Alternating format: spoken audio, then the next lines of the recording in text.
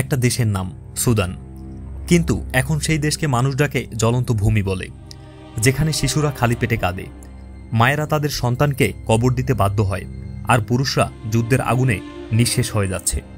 আজ আমরা কথা বলবো এমন এক দেশের কথা, যে দেশ ধীরে ধীরে পৃথিবীর মানচিত্রে এক বিশাল মানবিক ট্র্যাজেডিতে পরিণত হচ্ছে। আসসালামু আলাইকুম প্রিয় দর্শক, আশা করি আল্লাহর রহমতে আপনারা সবাই অনেক ভালো আছেন।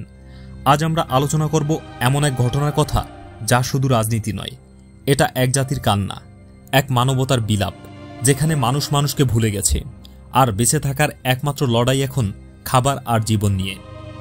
2 বছরেরও বেশি সময় ধরে সুদান ভুগছে এক ভয়াবহ গৃহযুদ্ধের মধ্যে। 2023 সালের এপ্রিল মাসে সুদানের সেনাবাহিনী ও আধা সামরিক বাহিনীর মধ্যে ক্ষমতার লড়াই শুরু হয়। প্রথমে মনে করা হয়েছিল এটি কয়েক সপ্তাহের মধ্যেই শেষ হবে, কিন্তু আজ 2 বছর পেরিয়ে গেলেও যুদ্ধ থামেনি, বরং দিন দিন আরও বিস্তৃত হয়েছে। এই যুদ্ধে ইতিমধ্যে প্রায় 1.5 লাখেরও বেশি মানুষ নিহত হয়েছে। নিহতদের বেশিরভাগই সাধারণ মানুষ, কৃষক, দোকানি, নারী, শিশু, বৃদ্ধ। যুদ্ধের আগুনে পুড়ে গেছে গ্রামের পর গ্রাম, শহরের পর শহর, ঘরবাড়ি ধ্বংস, হাসপাতাল গুড়িয়ে গেছে, স্কুলে আর শিশুরা পড়াশোনা করতে পারে না।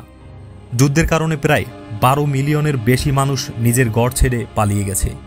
কেউ সীমান্ত পেরিয়ে অন্য দেশে আশ্রয় নিয়েছে, কেউ মরুভূমিতে দিন কাটাচ্ছে অনাহারে।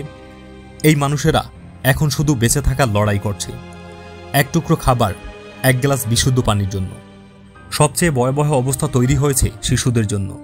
হাজার হাজার শিশু অপুষ্টিতে ভুগছে, চিকিৎসার অভাবে মারা যাচ্ছে প্রতিদিন। অনেক শিশু এখন পরিবার হারিয়ে একা হয়ে গেছে, কেউ কেউ অস্ত্র হাতে তুলে নিচ্ছে বেঁচে থাকার তাগিদে।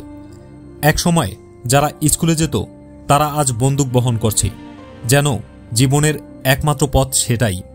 সুদানের রাজধানী খর্তুম থেকে শুরু করে দারফুর, নায়ালা, আল গিজিরা পর্যন্ত সর্বত্র চলছে ধ্বংসযজ্ঞ। পুরো দেশ যেন এক বিশাল কবরস্থানে পরিণত হয়েছে। বোমার শব্দে আকাশ কাঁপছে, ধোঁয়ায় ডেকে যাচ্ছে শহরের আকাশ। মানুষ মরছে, কিন্তু কারো চোখে অশ্রু নেই, কারণ কান্নারও শক্তি ফুরিয়ে গেছে। মানবাধিকার সংস্থাগুলো বলছে, সুদানে এখন এমন এক পরিস্থিতি তৈরি হয়েছে যেখানে মানবতা নিজেই বন্দী। নারী ও শিশুদের উপর নির্যাতন, ধর্ষণ, অপহরণ সবকিছুই নিত্যদিনের ঘটনা। আন্তর্জাতিক সহায়তা পৌঁছানো যাচ্ছে না যুদ্ধক্ষেত্রে। হাসপাতালগুলোতে ওষুধ নেই, চিকিৎসক নেই, বিদ্যুৎ নেই। বিশ্ব যখন অন্য খবর নিয়ে ব্যস্ত, তখন সুদানের মানুষ প্রতিদিন মরছে নীরবে। তাদের কণ্ঠ কেউ শুনছে না, তাদের আর্তনাদ কেউ অনুভব করছে না। অথচ তাদেরও তো স্বপ্ন ছিল, শান্তিতে বাঁচার, সন্তানদের নিয়ে নিরাপদ এক জীবন গড়ার। প্রিয় দর্শক, এই যুদ্ধ কেবল বন্দুকের লড়াই নয়, এটি মানবতার পতনের প্রতীক। যখন একটি জাতি নিজের সন্তানের কবর দিতে দিতে ক্লান্ত হয়ে যায়, তখন পৃথিবীকে চুপ থাকা মানায় না।